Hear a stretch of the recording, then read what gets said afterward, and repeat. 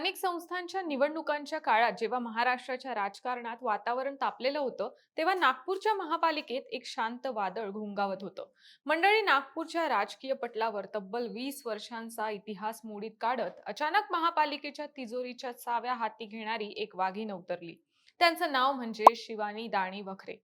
जेव्हा प्रशासक राजच्या अंधारात शहराचा विकास थबकला होता, तेव्हा त्यांनी आपल्या स्थायी समिती सभापती पदाच्या अधिकाराचा वज्रप्रहार केला. त्यांनी कोणताही नवा कर न लावता एका कापडी पिशवीतून 6,202 कोटींचं ऐतिहासिक बजेट सादर करत त्यांनी नागपूरच्या आर्थिक गणितांनाच नाही तर विरोधकांच्या छातीला धडकी भरवली. हा केवळ कारभार नव्हता, हे नागपूरच्या विकासाचं नवं पर्व होतं. पण कोण आहेत या शिवानी दानी, त्यांच्या आयुष्याची कारकीर्द कशी आहे आणि या शिवानी दानी महानगरपालिकेतील स्थायी समितीचे काम कसं भूषवतायत याबद्दलची माहिती आपण या व्हिडिओच्या माध्यमातून जाणून घेणार आहोत. नमस्कार, मी रुपल आणि तुम्ही पाहताय विशेष भारी. नागपूर महापालिकेच्या राजकीय वर्तुळात आणि एकूणच राज्याच्या स्थानिक स्वराज्य संस्थांच्या राजकारणात सध्या एक नाव आदराने समोर आले. ते नाव म्हणजे शिवानी दाणी वखरे. नागपूर महानगरपालिकेच्या घडामोडींचा आढावा घेतला तर शिवानी दाणी यांची ओळख केवळ एक नगरसेविका म्हणून राहिलेली नाहीये, तर त्या नागपूर महापालिकेच्या अत्यंत महत्त्वाच्या आणि प्रतिष्ठेच्या अशा स्थायी समितीच्या सभापती म्हणून कार्यरत आहेत. विशेष म्हणजे नागपूर महापालिकेच्या इतिहासात तब्बल 20 वर्षांनंतर स्थायी समितीचं सभापतीपद भूषवणाऱ्या त्या पहिल्या महिला नेत्या ठरल्या आहेत आणि महापालिकेच्या संपूर्ण इतिहासातील त्या अवघ्या 5व्या महिला स्थायी समिती सभापती आहेत. त्यांच्या या नियुक्तीमुळे आणि त्यांनी नुकत्याच सादर केलेल्या ऐतिहासिक अर्थसंकल्पामुळे नागपूरच्या राजकारणात त्यांचं वजन प्रचंड वाढले. भारतीय जनता पक्षाचा नागपुरातील एक अत्यंत सुशिक्षित, अभ्यासू आणि युवा आवाज म्हणून त्यांच्याकडे पाहिलं जाते. शिवानी दानी यांच्या कौटुंबिक आणि वैयक्तिक पार्श्वभूमीचा विचार केला तर त्यांचा जन्म नागपूरच्या एका अत्यंत सुसंस्कृत आणि वैचारिकदृष्ट्या समृद्ध अशा वातावरणात झालाय. त्यांचं कुटुंब पिढ्यानपिढ्या राष्ट्रीय स्वयंसेवक संघाशी जोडलेलं आहे. यामुळेच लहानपणापासूनच त्यांच्यावर देशसेवा, समाजकारण आणि शिस्तीचे संस्कार झाले. शिवानी दानी या स्वतः लहानपणापासूनच राष्ट्रसेविका समितीच्या शाखेमध्ये जायच्या, ज्यामुळे त्यांच्या व्यक्तिमत्वाला एक वेगळी धार आली आणि सार्वजनिक जीवनात काम करण्याची शिस्त त्यांना लाभली. त्यांच्या शिक्षणाविषयी बोलायचं झालं तर त्यांनी कम्प्युटर सायन्स या विषयात आपली पदवी पूर्ण केली आहे. संगणक विज्ञानाची पदवी घेतल्यानंतर त्यांनी केवळ नोकरी किंवा पारंपरिक व्यवसायामध्ये स्वतःला अडकून ठेवलं नाही, तर आपल्या अभ्यासू वृत्तीचा वापर करून त्यांनी आर्थिक क्षेत्रात पाऊल ठेवलं. त्या गुंतवणूक आणि वित्तीय साक्षरता क्षेत्रात मध्य भारतातील एक अत्यंत नामांकित आणि अग्रगण्य संस्था असलेल्या मनीबी इन्स्टिट्यूटच्या संस्थापिका बनल्या. या संस्थेच्या माध्यमातून त्यांनी हजारो लोकांना शेअर बाजार, इक्विटी मार्केट, गुंतवणूक आणि आर्थिक नियोजनाचे धडे दिले. अर्थशास्त्र हा त्यांचा अत्यंत आवडीचा विषय असल्याने त्यांची आर्थिक गणितं आणि आकडेवारीवरील पकड सुरुवातीपासूनच मजबूत राहिली आहे. अशा या सुशिक्षित आणि व्यावसायिक पार्श्वभूमीतून शिवानी दानी यांनी सक्रिय राजकारणात प्रवेश केला. त्यांची राजकारणाची सुरुवात भारतीय जनता पक्षाच्या विद्यार्थी आणि युवा संघटनेतून झाली. त्या भारतीय जनता युवा मोर्चाच्या माध्यमातून अत्यंत सक्रिय झाल्या आणि संघटनेत काम करताना त्यांनी आपल्या वक्तृत्वाच्या बळावर अल्पावधीतच स्वतःची वेगळी ओळख निर्माण केली. युवा मोर्चाच्या सरचिटणीस पदावर काम करताना त्यांनी युवकांचं संघटन मजबूत केलं. त्यानंतर एक उत्कृष्ट आणि प्रभावी वक्त्या म्हणून त्यांचं नाव सगळीकडे पसरलं, ज्यामुळे अनेक टेलिव्हिजन डिबेट्स आणि सार्वजनिक मंचावर भारतीय जनता पक्षाची बाजू अत्यंत अभ्यासू आणि आक्रमकपणे मांडण्याची जबाबदारी त्यांच्यावर सोपवली गेली आणि ती त्यांनी यशस्वीपणे पार पाडली.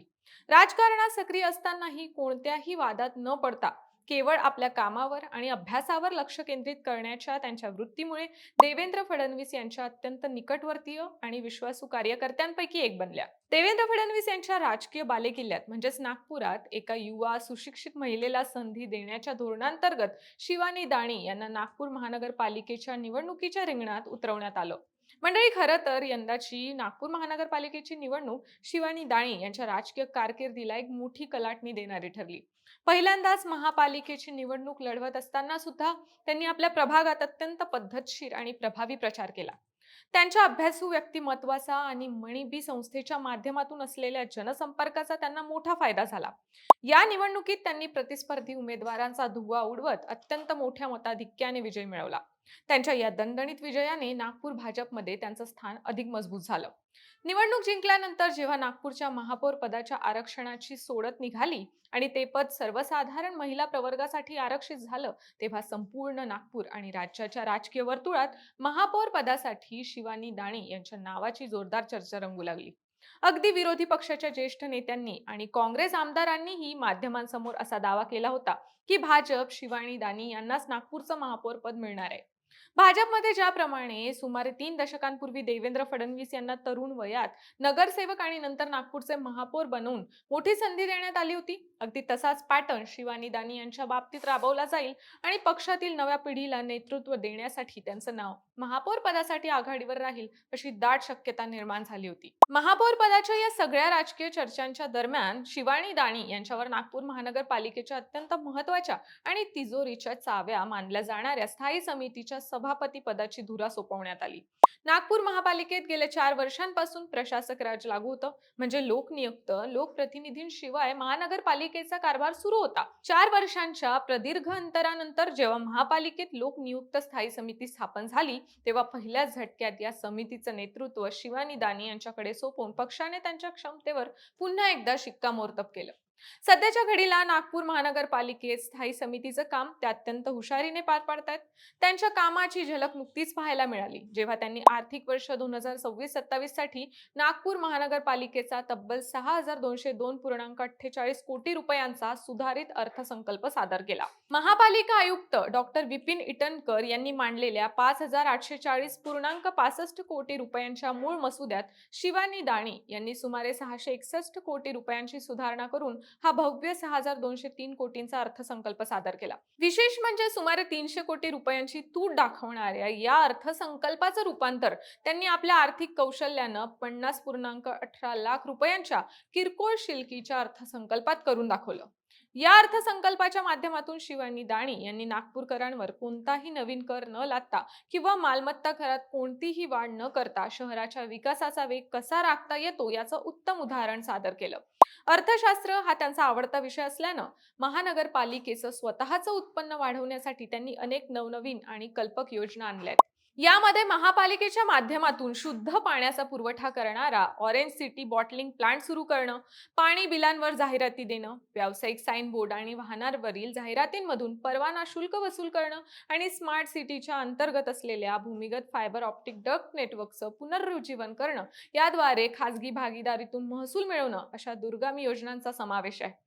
शहराचं सौंदर्य वाढवण्यासाठी आणि ओव्हरहेड केबल्सचं जाळं हटवण्यासाठी त्यांनी आणलेली डक्टिंग पॉलिसी अत्यंत कौतुकास्पद ठरतीये.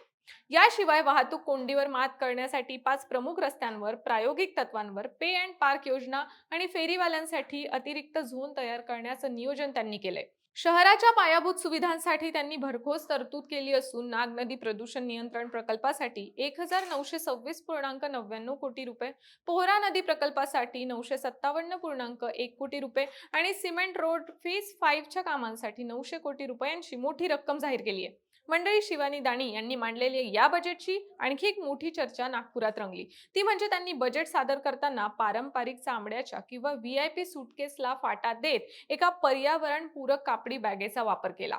त्यांच्या या ग्रीन टचची नागपूरच्या राजकीय आणि सामाजिक वर्तुळात खूप प्रशंसा झाली. सर्वसामान्य नागरिकांना न्याय देतानाच त्यांनी नगरसेवकांनाही दिलासा दिला असून प्रत्येक नगरसेवकाचा प्रभाग विकास निधी 20 लाख रुपयांवरून वाढवून 25 लाख रुपये करण्याची मोठी घोषणा केली आहे. त्यासोबत त्यांनी कोणताही अतिरिक्त करवाढ न करता शहराच्या सर्वंकष विकासावर भर दिलाय. छत्रपती शिवाजी महाराजांच्या अश्वारूढ पुतळ्यासाठी 50 लाख रुपयांची तरतूद करण्यात आली आहे. याशिवाय त्यांनी डिजिटल नागपूरसाठी अत्याधुनिक चॅटबॉट प्रणाली, स्वतंत्र डेटा सेंटर आणि नगरसेवकांसाठी तंत्रज्ञान आधारित तक्रार निवारण सेलची घोषणा केली. आरोग्य क्षेत्रात 12 नव्या UPHC, मोफत मोतीबिंदू शस्त्रक्रियेसाठी महापौर नेत्र ज्योती योजना आणि 18 वर्षांखालील मुलींच्या दातांच्या उपचारासाठी महापौर हर्ष मुस्कान योजना त्यांनी प्रस्तावित केली आहे. पर्यटनाला चालना देण्यासाठी 100 चौकांमध्ये QR कोड, शताब्दी संग्रहालय, जमशेदजी टाटा इन्क्युबेशन सेंटर आणि 75 क्रीडा मैदानांचा विकास करण्याचा मानस त्यांनी व्यक्त केला असून हुशार मुलींना सायकल वाटप आणि मजुरांसाठी सगळ्या झोनमध्ये विश्रांती केंद्र उभारण्याची महत्त्वपूर्ण कामे त्यांनी या अर्थसंकल्पाद्वारे केली आहेत. महापौर नीता ठाकरे, सत्ताधारी पक्षनेते नरेंद्र उर्फ बाल्या बोरकर आणि उपमहापौर लीला हातीबेड यांच्या साथीने शिवानी दाणी नागपूर शहराला आरोग्य, शिक्षण आणि पायाभूत सुविधांच्या क्षेत्रात पुढे नेण्यासाठी अहोरात्र झटतात. आचारसंहितेमुळे अर्थसंकल्प मांडण्यास उशीर झाला असला तरी उपलब्ध वेळेत सगळ्या नगरसेवकांच्या सहकार्यानं हे विकासाचा संकल्प प्रत्यक्षात उतरवू असा ठाम विश्वास त्यांनी व्यक्त केलाय. थोडक्यात सांगायचं तर राष्ट्रीय स्वयंसेवक संघाचे संस्कार, संगणक विज्ञानाचे उच्च शिक्षण, वित्तीय क्षेत्रातील दांडगा अनुभव आणि भारतीय जनता युवा मोर्चातील जमिनीवरील कामाची पार्श्वभूमी असलेल्या शिवानी दाणी वखरे या सध्या नागपूर महानगरपालिकेत स्थायी समितीच्या माध्यमातून नागपूरच्या विकासाची नवी पहाट घडून आणतायत आणि त्यांचं नेतृत्व भविष्यात महाराष्ट्राच्या राजकारणात अधिक व्यापक भूमिका बजावेल यात शंका नाही. बाकी मंडळी, नागपूरच्या शिवानी दाणी यांच्या कामगिरीबद्दल तुम्हाला काय वाटतं हे आम्हाला कॉमेंट्समध्ये नक्की सांगा आणि आमच्या विशेष भारीच्या YouTube चॅनलला सबस्क्राईब करायला विसरू नका.